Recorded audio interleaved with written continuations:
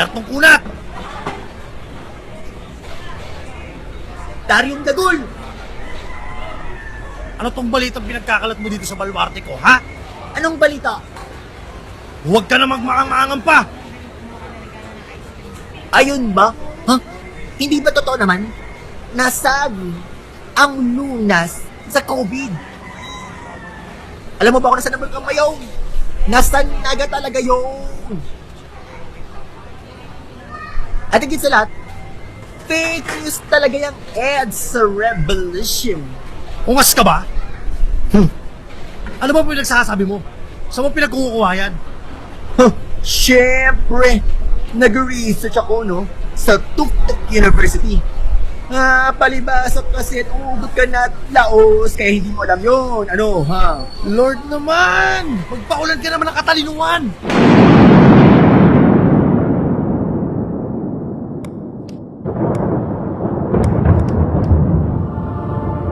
Reliable source of information, sari-saring content na isinulat ng mga eksperto, mga librong di kalidad na abot hanggang sa doomsday, tumawag ka lang sa akin. By the way, hindi ako si Lord. Ako si Vibal. O pre, tingnan mo to. Di ba sabi ko sa'yo totoong EDSA Revolution? Oo nga, no? O tapos ito, wala pala talaga sa Naga ang bulkang Mayon. Sabi ko sa'yo eh.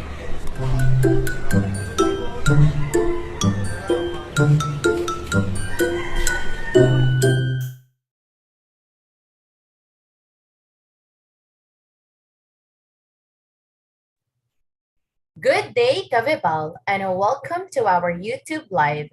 For the discussion today, the topic will be on engaging the disengaged, learning strategies to motivate the students.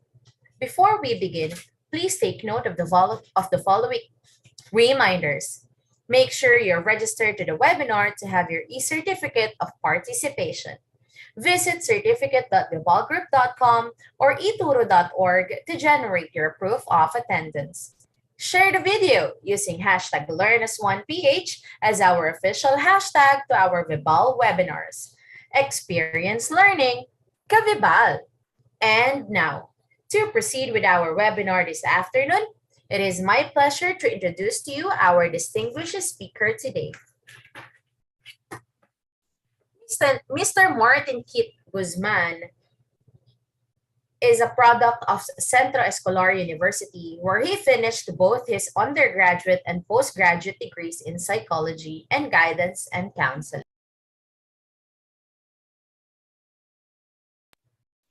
Mr. Guzman practiced his profession as a guidance counselor for numerous reputable schools like FEU, Pateros Catholic College, and Waha Al-Andalus International School.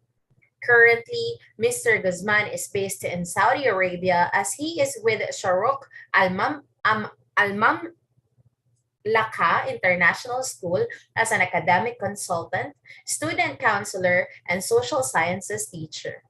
My fellow educators, let us all welcome Mr. Martin Kit Guzman.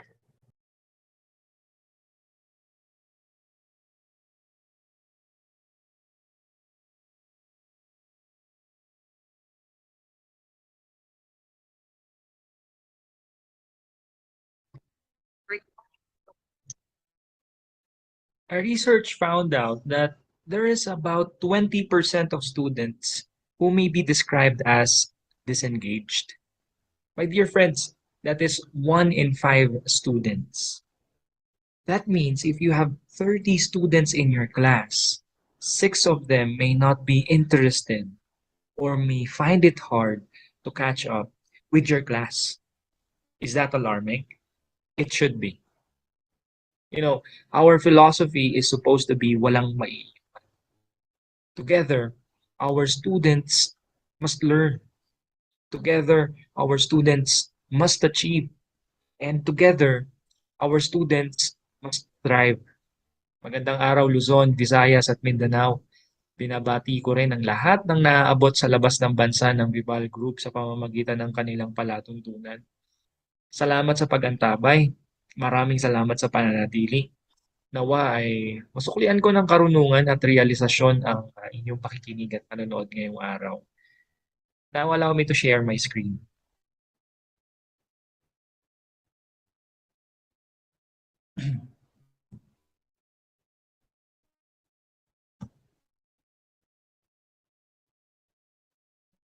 Now, going back, I want to reiterate the figure that I mentioned a while ago. The figure at hand, 20%. Look, my dear friends, students who are seen to be well motivated to learn, or the students who are generally happy about school would attend regularly. Araw-araw papasok yan because they have their reason and they are enjoying their stay in school. They would also do better academically and they would display pro-social classroom behaviors. Those are facts. However, there's this 20%. Merong 20% sa ating paaralan o 20% sa ating silid-aralan. And this 20% raises a concern. There is this 20% of them who may be always present but may not be always happy. They may not do well academically and they may not display pro-social behaviors in the classroom or in school in general. I have to say this, and I believe that you will agree with me that this figure should concern us. Even even if there is just one student who seems to be disengaged in your discussions and activities, as a teacher, as an educator, I know that you will do something. I know that you will find out what is going on with the student. Kahit isa lang yan. What more kung anim sila?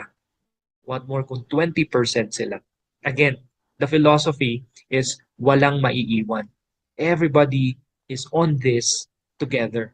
Now, please allow me to say, and allow me to say this once and for all, teacher, you should not blame yourself for this. You should not be blamed for this. You have you have done your job well enough.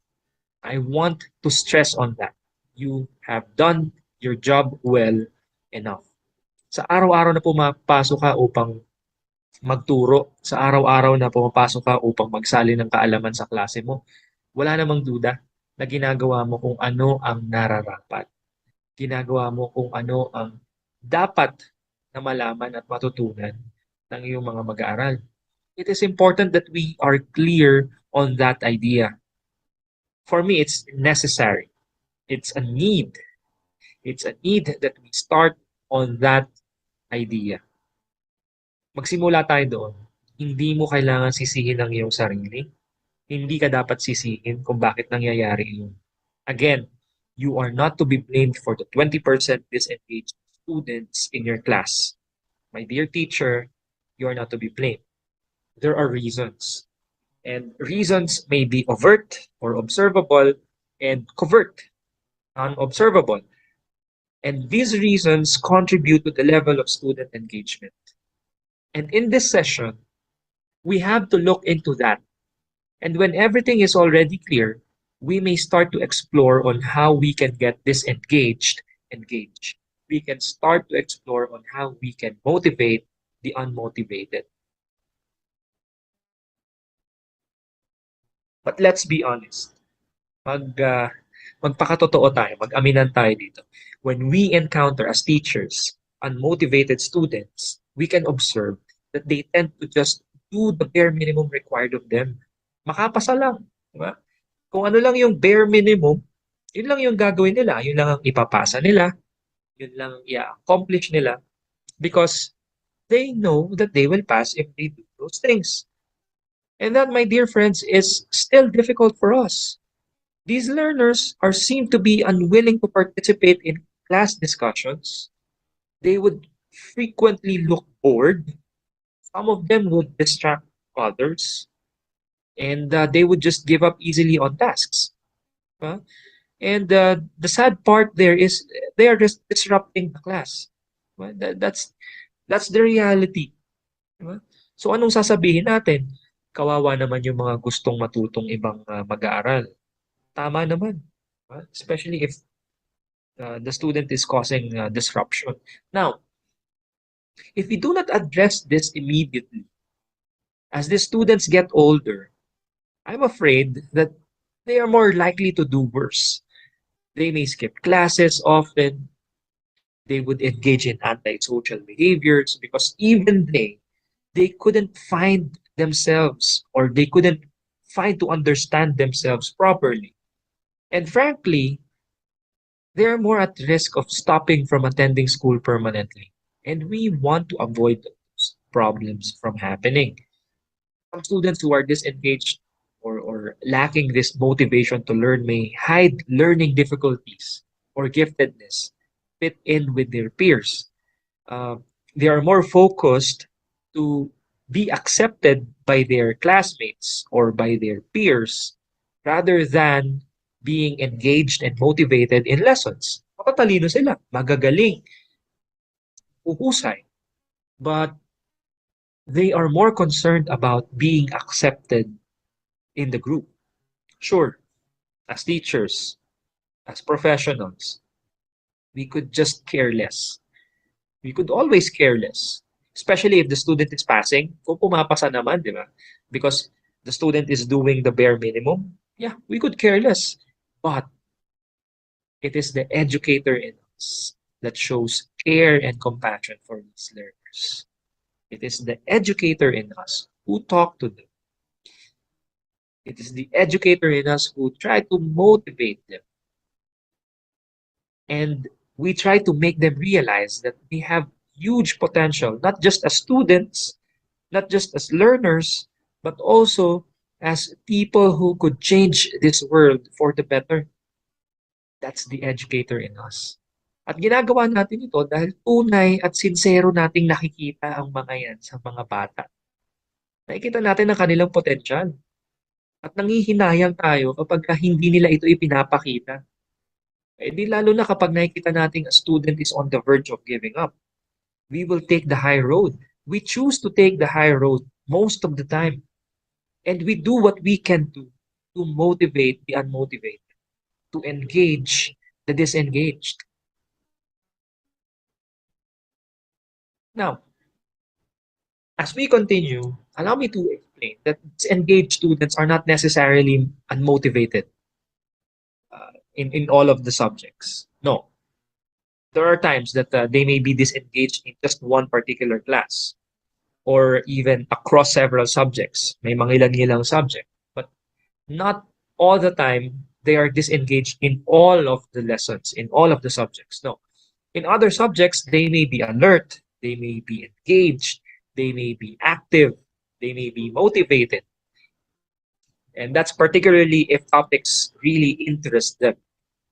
And please take note, my dear educators, that a person's view of their world is subjective. An interesting lesson for you may be boring for another person. Even if you exert a reasonable amount of effort to make your lesson interesting, if the learner perceives it as boring, it will be boring for them. So paano na lang kung yung topic na kailangan mong ituro ay boring para sa kanila? That is the concern. And that creates stress for teachers. Aminin natin yan. And hindi natin pwedeng itago yun. And I wouldn't blame you. I would understand if you blame yourself, but you should not because there are a lot of circumstances surrounding this kind of concern. Diba? It is stressful for teachers, especially if such concern frequently occurs, especially kapag araw-araw itong nangyayari, if it happens daily.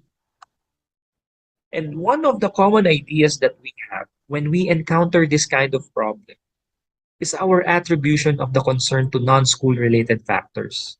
Ano-ano yung mga yon? One, the student's experience or the student's life at home. Maaaring may na-encounter ang isang mag-aaral sa kanyang tahanan na nagiging dahilan kung bakit nagiging unmotivated siya. Number two, it could be the health.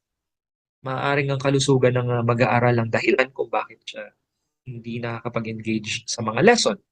Number three, there may have been a traumatic experience recently experienced by the student. Or number four, it could be about the different personal relationships that a student is having. Those things are non-school related factors, right? And I do not disagree if you attribute those things to disengagement. Those could really be big factors that affect their motivation and level of engagement. Wala tayong pagtatalunan, wala tayong kailangang pagdebatihan doon. But please, dear educators, be with me on this. These factors may be difficult to change quickly, even if we think of ways, solutions on how to resolve those concerns. These non-school related problems are difficult to change quickly. That's the reality.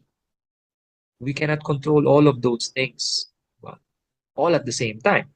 While while they undoubtedly influence levels of motivation, those non-school related concerns, while they undoubtedly influence levels of motivation, they're only one of many issues affecting student engagement in the classroom. Isa lang sila sa napakaraming dahilan kung bakit nagiging unmotivated ang isang mag-aaral. Diba? Isa lang sila sa mga napakaraming elemento na nakakaapekto sa concern na ito. What am I trying to say here? I just want to say that we have to avoid mental shortcuts. Iwasan natin yun. Instead, we have to dig deeper. We have to scrutinize more. We have to investigate further. Let us not just look at one side, especially if the concern we have is a complex. Would you agree with me that a disengaged learner must be considered as a complex concern? Well, I hope so. I really do. Now, we tend to overlook some factors here. School-related factors must be seen as such. Hindi lang non-school related factors ang kailangan natin pag-usapan dito. Especially, as teachers, we would always be in school.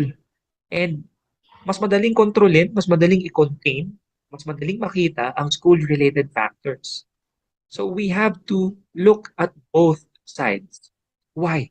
Because they can empower teachers to make evidence-based changes to their practice and to their resources. Ang tulong kapag lahat ng anggulo ay nakikita. So by choice, it will create optimal conditions to promote classroom motivation, it would foster student engagement, and it would reduce unproductive behaviors from the learners. And talking about motivation, there are several theories of motivation that may be applied to classrooms. One of them is the self-determination theory. Self-determination theory. Let us discuss the theory very quickly. Basically, this theory, self-determination, aims to examine student learning with a focus on two major types of motivation. Alam na alam natin to. One is extrinsic or the external motivation, and the other is intrinsic or internal motivation. Let's begin with extrinsic motivation. When we talk about extrinsic or external motivation, it is when the student is driven to do something to gain an external reward. Could be tangible or intangible. Could be something that the student can hold, or it could be something that the student receives like praises. Halimbawa, good grades, praises for younger kids, just like my daughter. She's so fascinated with this. Yung mga star na itinatatak sa kamay nila o sa arms nila. Prizes for young adults, especially in high school or in college. It could be an entry into scholarship. It could be an accelerated program. Those things are external or extrinsic motivation for them. And an extrinsically motivated student is very conscious of relevance. What is the meaning of relevance? This kind of learner would seek a task that is valuable in their lives. either now in the present situation or maybe in the future. So may delayed gratification, and that's fine with the student as long as it is sure that the student will receive that. Diba? Yun yung extrinsic motivation. On the other hand, when we talk about intrinsic or internal motivation, it occurs when the student is driven to do something because it is interesting or rewarding to them. So this motivation is driven by internal wishes or desires of the person, student. That's the simplest explanation to it. And sometimes even the learner could not explain why what they do is rewarding to them. Kasi nga, the reward is from within. Tangible things may not be necessary. Even intangible, even praises may not be necessary. As long as within them, it is rewarding. As long as within them, they feel that it is very important for them. Intrinsic motivation or internal motivation is underpinned by four psychological needs that combine to motivate individuals to behave in ways that help them learn and grow. Ano-ano yung apat na psychological needs ng mga learner? One is autonomy or independence, sense of independence, competence, relatedness, and relevance. These four, if achieved by the students and experienced by the students to the fullest, will allow them to be intrinsically motivated. It is what keeps them going. It is what makes them decide to do the things that they have to do. It makes them feel that they need to do those things. And this encourages students to be engaged at school over the long term, and it promotes lifelong learning. Hindi ba't napakaganda kung meron sila nitong kung meron silang realization nitong apat na ito. Autonomy, competence, relatedness, and relevance. Hindi lang relevance. It's just extrinsic motivation. But if you add autonomy, competence, and relatedness to it, it becomes internal motivation. The motivation comes from within. But wait, sandali lang, no? Let us be clear on something because this might help.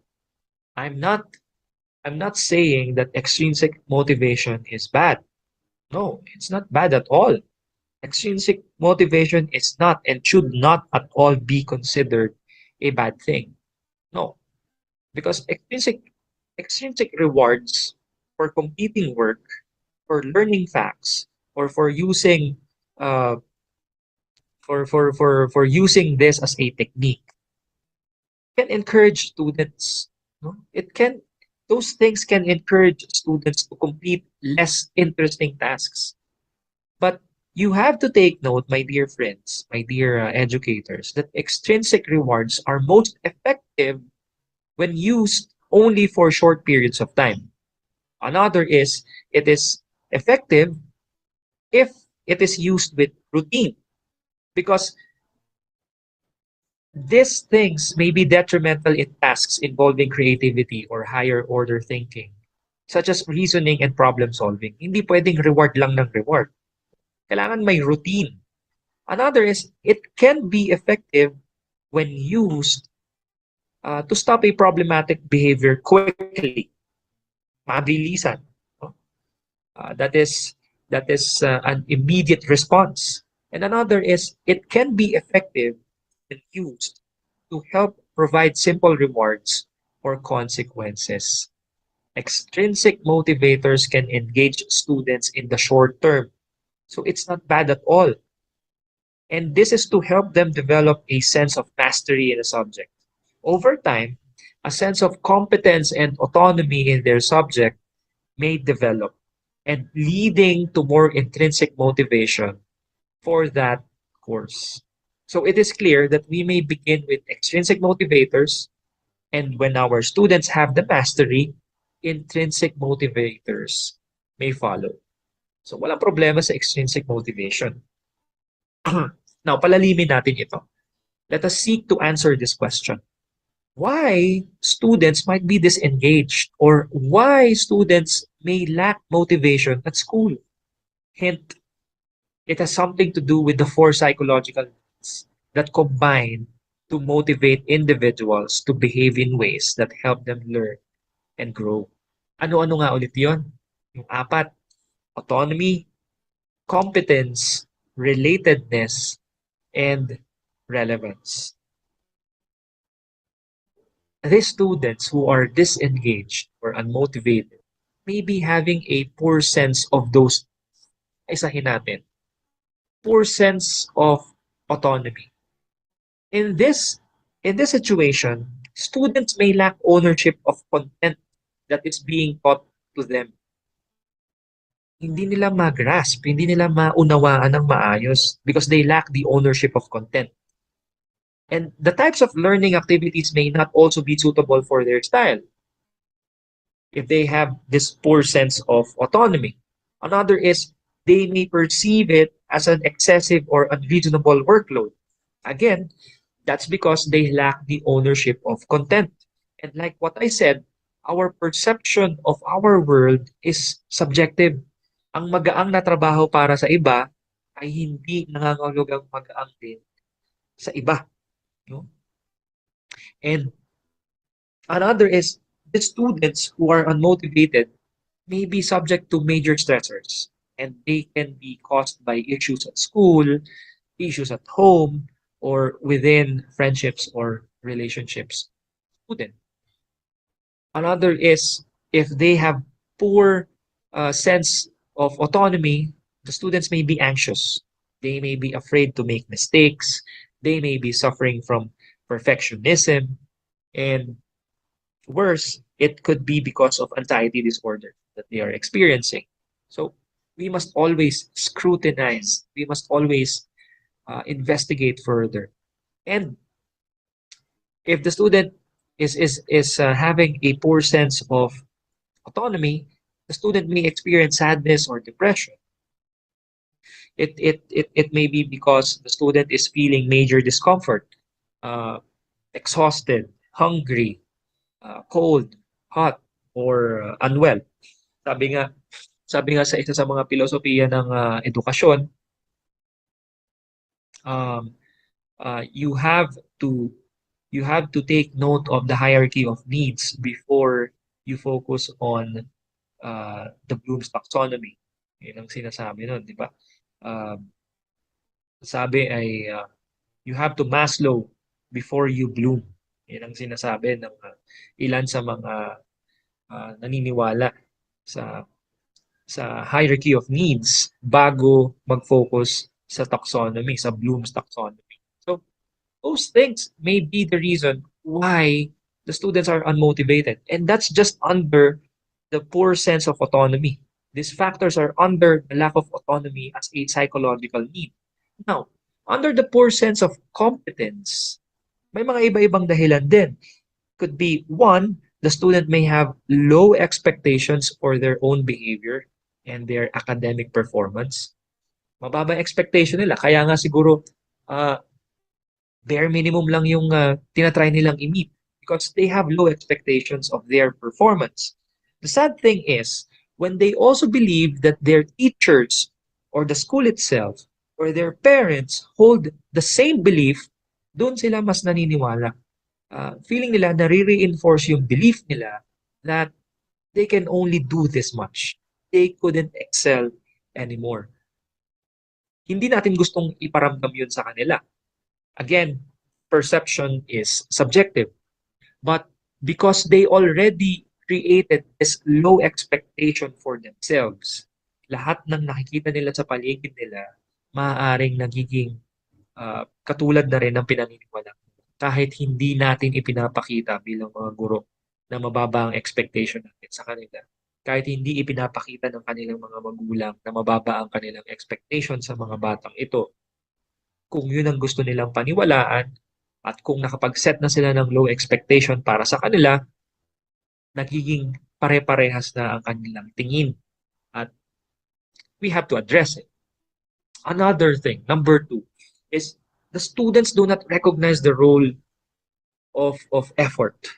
No? Yung mag-exert ka lang ng effort, yung magpakita ka lang na gumagawa ka. No? They don't recognize that role.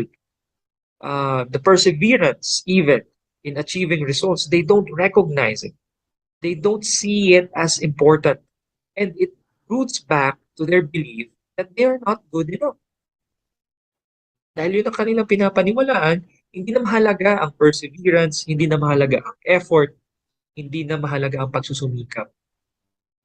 Number three, students tend to focus on the negative, like what they did wrong or what they have been doing wrong. Mababa ang tingin sa sarili, nadagdagan pa ng negative thoughts na laging mali ang ginagawa. Talagang nakakasama ito sa motivation ng mag-aaral. And that is the kind of mindset that they would have. Number four is their poor problem-solving skills. They lack self-confidence, they are unwilling to take risks, and they are not open with trying new things. Openness is absent in them. And when those things combine, they would create a very poor problem-solving skills. What's next? They become dependent. And when they are dependent, they will not be motivated to do things on their own. Number five, learning problems, such as not understanding tasks, finding the work difficult, and even specific learning disorders to some extent, mga mas seryosong kaso, they can contribute to the problem, learning problems. No? Number six, there may be gaps in learning. May learning gap. It could be because of trauma, could be because of grief, could be because of an experience that a student had just recently. Now, we have to understand that as well. And number seven is the lack of access to resources. During online classes, nakita natin ito. No? Nagkaroon tayo ng mga problema, nagkaroon tayo ng malalaking concern doon sa mga mag-aaral na nahirapang magkaroon ng access sa internet, nahirapang magkaroon ng access sa devices, nagkaroon ng problema sa access sa oras dahil sadly, mas priority nila ang mag-survive. Hindi sila nakakapag-aral talaga. Kailangan nilang tumulong sa kanilang pamilya para magtrabaho. Marami tayong kwentong narinig noong panahon ng online classes. And even we are back to face-to-face classes, some students would still have this kind of problem. They may lack the access to resources. And we also have to consider those things. And under those, ito ang binanggit ko no dito sa psychological need na ito. And under those, the sense of competence becomes affected. We now move on to the third psychological need and concern, and that is the poor sense of relatedness. Under this, the students may not feel safe. They may not feel accepted, and they may not feel that they are liked in the classroom or school. Sabi ko nga kanina, even the gifted child, even the smartest learner, if he or she feels this, ang tendency, mas magpo-focus siya sa mga paraan kung paano siya tatanggapin ng kanyang mga kaklase o kung paano siya tatanggapin ng buong paaralan. At maaaring isipin niya na hindi niya masyadong galingan. That's because they lack this sense of relatedness. That is another psychological need. Or number two, the students may have little positive social interaction with teachers, even with their peers. Number three is the students may not feel connected to the teacher. Again, teachers, you should not blame yourselves about this. It is all about subjective perception. It's not your fault. Again, it's just their perception, and we can always do something about it. Number four is they just don't like the subject. It doesn't interest them. And kahit anong effort pa ang i-exert mo, kapag ka ganito ang perception, mahirap siyang solusyonan. We will discuss the tips. We will discuss the strategies later on. And lastly, having poor sense of the psychological need for relevance. This is the fourth need, relevance. Competence, autonomy, relatedness, and relevance. Under the poor sense of relevance, the student will not see the importance or the essence in the content that is being taught to them. Another is students would perceive a disconnection between classroom subjects or topics and prior experiences or values. This is why we must promote values integration to our lessons. Students, I, I don't know, but in my experience, students tend to appreciate a lesson when they see the relevance of it applied to their everyday lives. Kapag ka may value, no? Pagka may pagpapahalaga, at magaganda ang kanilang sagot sa recitation kapag ipinapasok ang isang particular na value sa iyong itinuturo. Maniwala kayo. And I think you agree with me. Um, Magaganda ang kanilang sinasagot. Kasi mahalaga para sa mga batang ito na nakikita nila na ang bawat lesson na itinuturo sa kanila ay magagamit nila sa kanilang buhay. Kaya nga may mga bata nagtatanong, bakit kailangan namin pag-aralan ito? Anong halaga nito? Uh, Although sometimes, and I would understand that you feel disrespected whenever they ask it, the best way to respond to it is to tell them the essence of the lesson. You can always take the high road. Number three, under this poor sense of relevance, when students are gifted and talented, but they are bored under extended or having learning difficulties, or if they hide their abilities or talents to fit in, nagiging problema siya. Magaling sila, sobra, without a doubt. Pero ayaw nilang ilabas just to fit in. And they pretend to be average when in fact, they are better than what they are showing us. Mahalaga na masilip natin ito. Mahalaga na mapansin natin ang ganitong sitwasyon. Now, let us discuss strategies to support students who are disengaged and who lack motivation.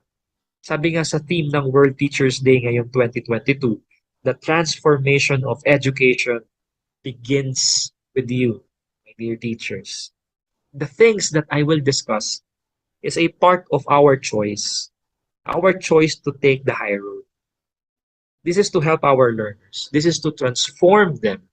And this is to make them better individuals. Individuals who will make this world a better place someday. So let us begin. Take note that it all starts with structuring the lessons that aims to increase engagement. Number one, set a clear, consistent routine in your lessons. Clear, consistent routine. Sabi nga natin kanina, kung magsisimula tayo sa extrinsic motivation, it must be done with routine. So, we can always begin with a clear and consistent routine. And this is to create predictability, and this is to reduce the cognitive load on the child. And let us not forget to include fun. It must always be fun. Number two, we have to refer to a daily displayed timetable. Malinaw na alam ng mga estudyante ang schedule. Hindi lang yung schedule na araw-araw, pero alam nila kung ano na yung sinusundan nila. Meron silang nasusundan. And this is to help students understand the flow of the day, and it ensures that there is something to look forward to. Whenever they realize that there's something that they have to look forward to, it excites them. At least, no? Little by little. We have to let them develop that excitement. And that excitement may be the beginning of intrinsic motivation.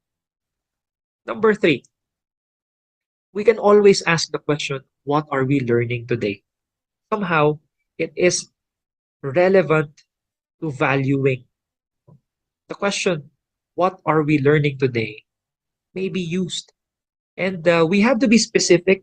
We have to be explicit about what we are teaching. Uh, this is to assist in finding a lever to engage the child. It's all about student engagement. What we are discussing is all about engagement. And students will be more engaged if they can see how the learning is relevant to them. Sabi nga natin kanina, pag may valuing, pag may integration ng pagpapahalaga tayong pinapasok, maganda talaga yon. Nakikita natin na ang mga batang ito ay sumasagot ng maayos at magaganda dahil ikinukonekta nila ito sa kanilang buhay. Uh, they can see how the learning is relevant, uh, how the learning incorporates or builds on something they have already learned, and how the learning uh, is helping them, like how it is a higher skill they need to learn. So umaangat, tumataas, at ang level ay mas nagiging komplikado at nasusundan nila. Mahalaga, nasusundan nila. That's the important thing. They could follow. Number 4, since they could follow, since we have set that kind of system, take note that it is not wrong to set high but achievable, possible expectations according to each child's personal best. Actually, this discussion is a continuation of differentiated learning that I gave, I think, 2 weeks ago. Still also with Vibal. Continuation ito nun. So how can we do this? We have to assist students to list supports or strategies that they can use if they need assistance. Pag kailangan nila, we should always be open to offer it. No? Wala namang problema sa mga guru yun. And uh, dito dito ako bumibilip sa mga edukador. They are always open. They are always willing to extend their arms, especially if a student needs assistance. Uh, Demonstrating confidence would also be an important thing here. Uh, a child can meet the expectations related to their personal best if we can communicate that to them properly. If we are willing to assist, if we are supporting uh, other strategies that could help them, and if we are trying to demonstrate confidence building in them. Itong mga to, mahalaga. Dahil kapag naipapakita natin ito sa kanila, nagiging sincero, nararamdaman nila na nagiging sincero ang assistance na ibinibigay natin sa kanila. And I will discuss that further later on. If possible, in number 5, you may schedule down time, or you may schedule brain breaks, no? Parang aside from recess, aside from break time na meron naman talaga sa schedule for the day, we can have this brain breaks. Uh, and it can be done according to how you see or how you observe your students. This is helpful. This is somehow essential for students, particularly those with learning difficulties. For example, those are anxious. Yung mga batang ito na may anxiety, halimbawa, nakakatulong din ito sa kanila. Or to those who are coping with significant issues in their lives, the depressed, the students who have experienced traumatic events, they could be helped because of the brain breaks that you will be giving to them. And even those students who are not getting enough rest, perhaps just by scheduling 10 minutes of unstructured quiet time, no? Malaking tulong na yun sa kanila. And they can choose what they want as long as it's peaceful, as long as it will help all the students to have a quiet time. If they need an alone time within the bounds of your classroom. Short breaks or brain breaks throughout the day before beginning a new task or lesson can be rejuvenating. It can be energizing for the students. Now, my dear friends, all of these tips are anchored to the four psychological needs of the students. Mahalaga na lagi nating tinatandaan yung apat na yun.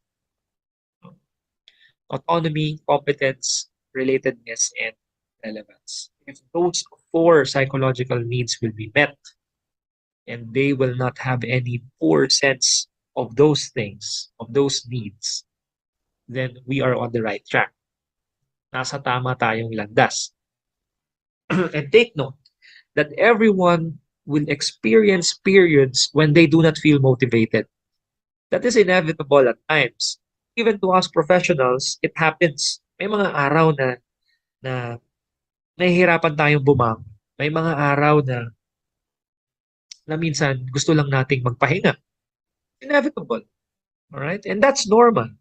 Now, it becomes a cause for concern when the students' engagement becomes low, when the students' motivation is already lacking, and if it is beginning to affect the school works, pati yung social interactions niya, that becomes a concern. Furthermore, we have to respond if this has been observed for more than a few weeks.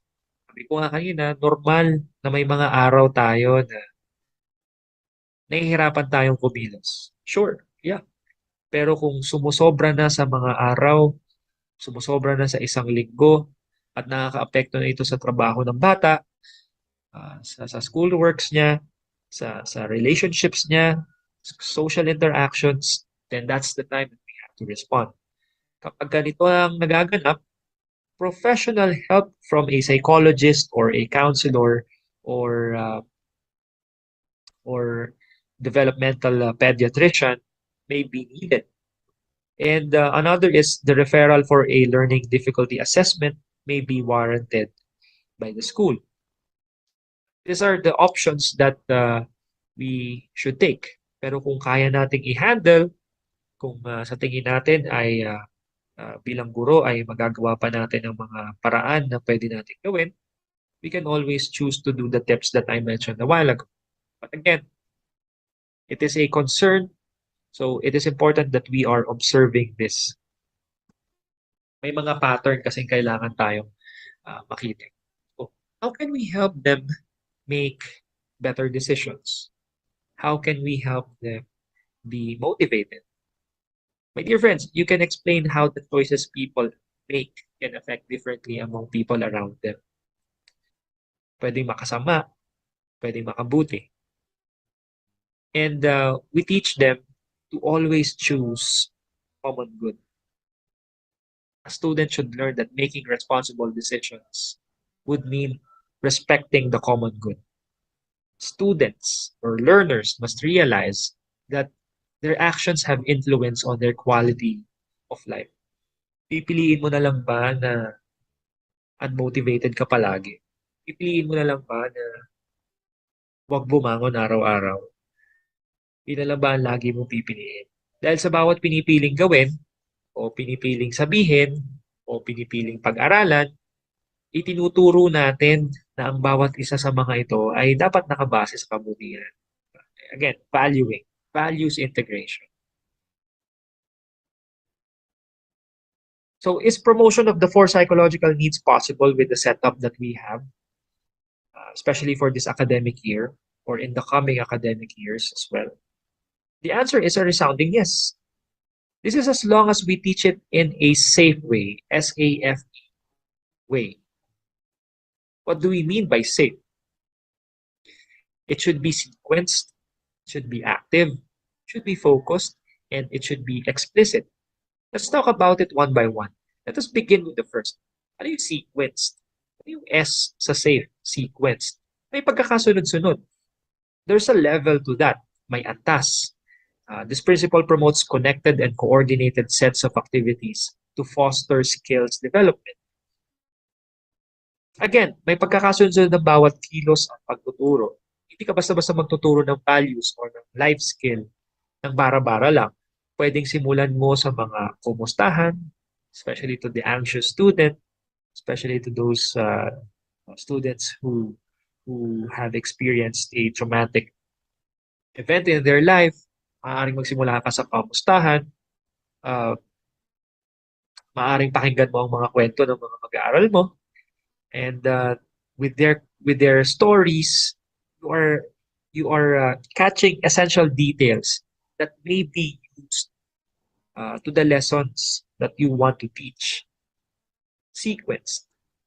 Another is we teach with values and inclusions, with inclusion of life skills, and they must be done actively. If you want to teach motivation, if you want to engage your students, you start with yourself. You must be doing it actively. Because active forms of learning are more effective to help students master new skills. This is in connection to the first element, which is sequence. Even at home, my dear parents, ang mga nanonood ng mga magulang dyan, when we give activities that will make them realize a value of a life skill, that is already a win for us. Sa ating mga magulang, kapag may natutunan ng ating mga anak na life skill, alam nilang, na-realize nilang mahalaga ito, panalo yun para sa atin. And active forms of learning will easily help the students acquire the values that we are trying to target.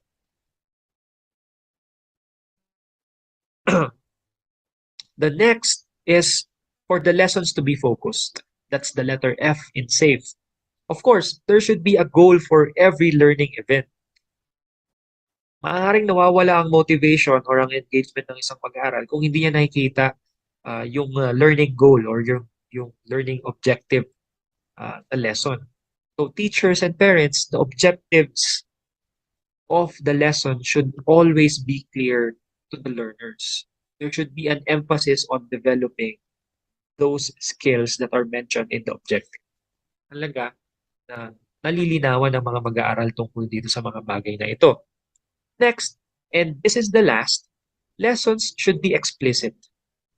Again, parents and teachers, we must be clear about what skills you are targeting for the students to learn.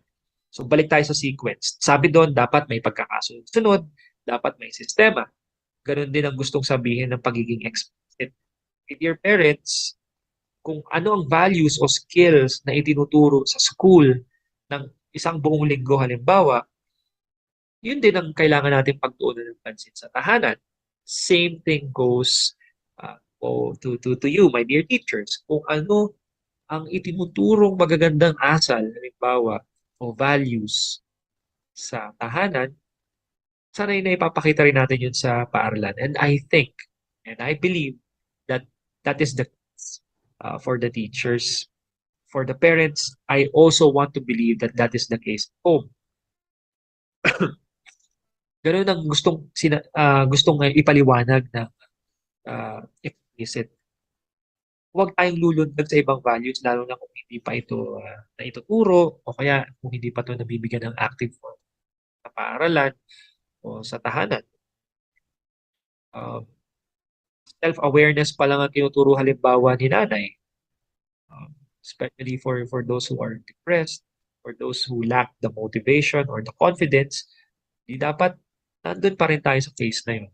Communication and partnership are the keys to success when we are trying to be explicit with our lesson. Kapag si teacher at si parent ay palagi nag-uusap, pag nalalaman nila ng mas tama kung ano ang progreso ng mag-aaral, mas nagiging epektibo ang kanilang ginagawa. So again, my dear friends, the inclusion of the 4 psychological needs is possible if the manner of delivering the lessons is safe. If the manner is sequenced, active, focused, and explicit. And it is important that we commence with raising awareness. Lahat ng pinag-uusapan natin dito, laging may awareness. We always start with that. Because when everyone, and that is including our young learners here, when everyone is aware of everything that we and they can do to help each other out, this is what happens. The healing process hastens for those who have experienced trauma, for those who are anxious, for those who are depressed. The healing process hastens. The help becomes strong. To those who are challenged academically, the help becomes strong and the support appears to be sincere, especially those students who are having a poor sense of autonomy and competence. They feel that the help and support is sincere. So, what are we going to do next? My dear friends, my dear educators, today I invite you to explore on important things that we must be vigilant about. And this is to really be able to teach our learners, or better, even the family members as our partners. We must take note of this. The continuous changes since the pandemic at ang iba pang mga nangyayari sa ating lipunan may affect everyone from young children to adults. Walang ligtas sa mga pagbabagong ito. Nobody is safe from the monsters inside their head, especially if they're really affected by the changes happening around. So let us analyze this. The value of motivation can be learned, and they can be learned best. We are just supplementary, my dear teacher. Mahalaga na sa tahanan pa lang nasisimulan ng matuto ng motivation ang mga bata. And we are the best supplementary, if I may say. The school is the best supplementary to that.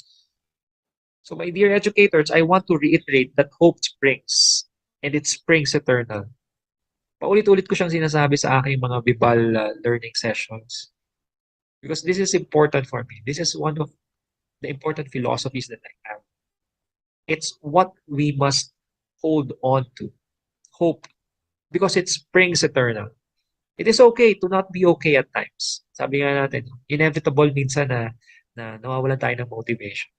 You have to keep that in mind. But let me tell you that the circumstance that we may be in, or our students are in, can only allow us for a good period of time. If we and our learners need to express frustrations, and if we or our students need to cry, that's okay. That's totally fine. We may allow ourselves, or we may allow our students to cry well. And if rest is what we and our learners need, that's totally fine as well. We can rest, our students can rest and rejuvenate. And if being quiet is what we and our learners need, that is totally all right. We can make it the loudest and the most helpful action if needed. So I want to remind you that you strive, keep focused. Do not blame yourselves for that kind of problem. You keep on doing what you have to do, even if there were moments when giving up was easier. You kept the faith and you continue doing so. So, my dear friends, winning starts with believing. A strong foundation of belief begins with believing in oneself. And I hope our students will learn that from us. Believing in oneself has tested us at some point during this whole situation. But allow me to tell you that you have done more than enough. My dear teacher, you have done more than enough. You have given more than what everyone expected.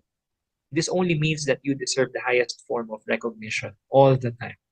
So to end this, I want to say that we cannot afford to just be fixers for our learners. Giving advice is fine. Do this, do that, follow this, follow that. And I'm sorry to say, but that's just a shortcut. Sabi ko nga kanina, we have to avoid mental shortcuts. Although I highly encourage the manifestation of authority as teachers, I want to say that an authority with a pair of listening ears, two sincere eyes, and respectful mouth can always make a difference. We cannot just be fixers for our learners. Instead, we can facilitate learning motivation for them to fix things on their own. That's autonomy. That's competence. That's relatedness. That's relevance. All of this are for our learners to know what their role in this world is. They have the tendency to be purposeful. They have the tendency to know what their purpose is. So make the most of your moments with them, my teachers.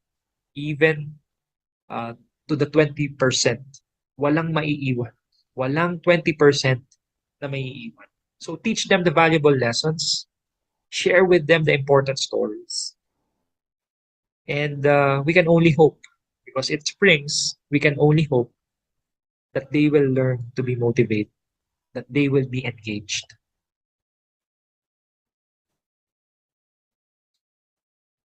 And for that, I want to thank you, my dear teachers, my dear educators, my dear parents. I want to thank you. And please have a pleasant day. Padayon. Continue on. Continue on with inspiring. Continue on with being the light for others.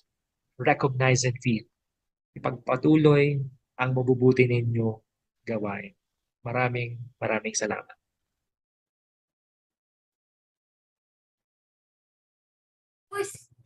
There we have it. In behalf of Vibal Group Incorporated, I would like to thank our speaker for today for this eye-opening and insightful learning session. It is an honor to have you with us. And to all our Kavibal viewers, all thanks to you for your continuous patronage to our daily learning session. Don't forget to register to get your e-certificate of participation. The link is in the caption of this webinar. We encourage you also to subscribe and watch on our official Vival Facebook and YouTube channel. Muli, maraming salamat at magandang araw sa ating lahat.